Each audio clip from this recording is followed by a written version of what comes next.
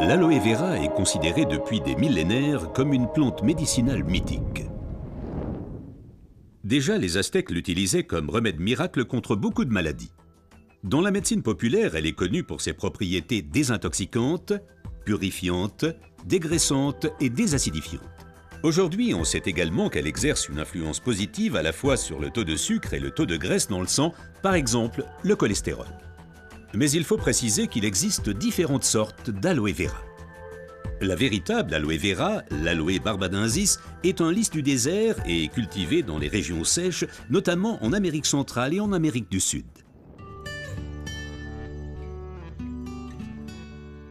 L'efficacité de l'aloe vera dépend principalement de son traitement, mais les différences se font dès la récolte. Pour éviter d'abîmer la plante, les feuilles doivent être coupées à la main.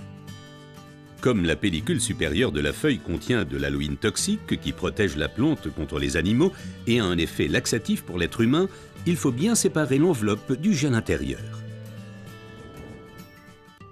Le gel est du reste l'élément le plus précieux de l'aloe vera. Il contient à lui seul plus de 150 composants importants et bénéfiques pour la santé tels que vitamines, enzymes, polysaccharides et oligoéléments. Et c'est précisément cette combinaison unique, cette association de différentes substances qui entraîne l'effet médicinal. L'un des composants les plus importants est l'acémanal. Il a une influence positive sur le système immunitaire et diminue d'autre part les inflammations et les radicaux libres. Le résultat, une amélioration de l'apport en oxygène. Observons ce phénomène de plus près. Le sang assimile l'oxygène dans le poumon et le transporte à travers les vaisseaux sanguins vers les cellules.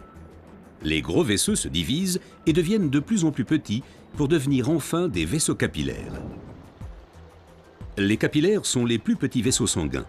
C'est là qu'a lieu le transfert de l'oxygène du vaisseau sanguin vers les cellules.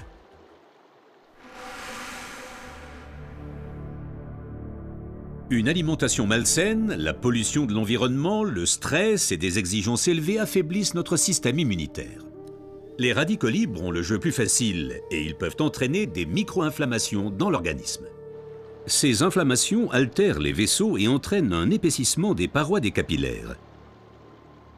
Ce gonflement rétrécit le vaisseau et les globules rouges circulent plus lentement à travers les capillaires, entraînant une baisse de l'alimentation en oxygène. Et c'est là que l'aloe vera intervient.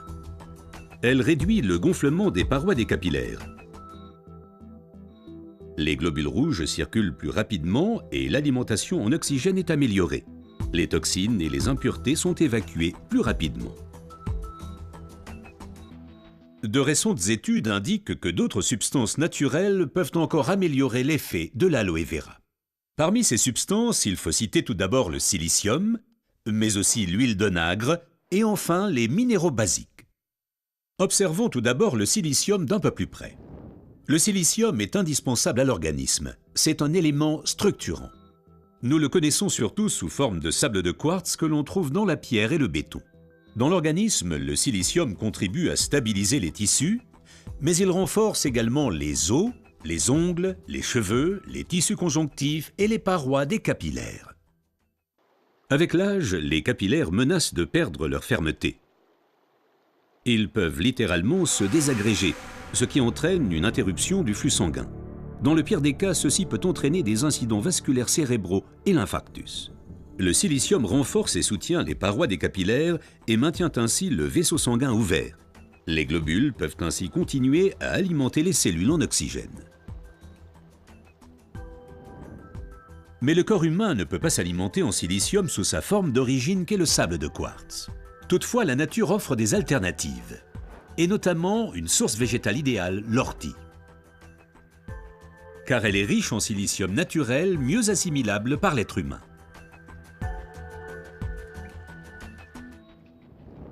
Une oxygénation optimale ne dépend pas uniquement des capillaires, mais aussi et surtout de l'état du sang. Le sang ne peut bien circuler dans les vaisseaux capillaires que s'il est suffisamment fluide. Certaines substances peuvent améliorer la fluidité du sang, l'huile d'onagre avec ses acides gras insaturés et naturellement les minéraux basiques. Les acides gras insaturés sont des fluidifiants du sang. Ils empêchent les globules de s'agglutiner et donc un épaississement du sang. Les minéraux basiques soutiennent l'élasticité des globules rouges et facilitent ainsi leur passage à travers les capillaires. Ces deux éléments améliorent la fluidité du sang et garantissent ainsi son alimentation optimale en oxygène. Permettez-moi de récapituler.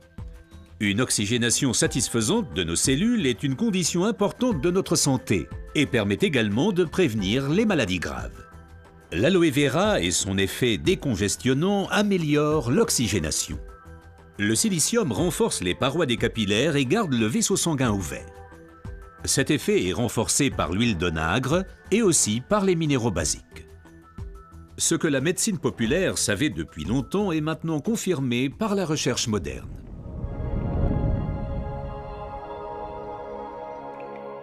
L'aloe vera améliore l'apport en oxygène et donc votre santé. Car l'oxygène signifie la vie. Faites confiance à l'aloe vera.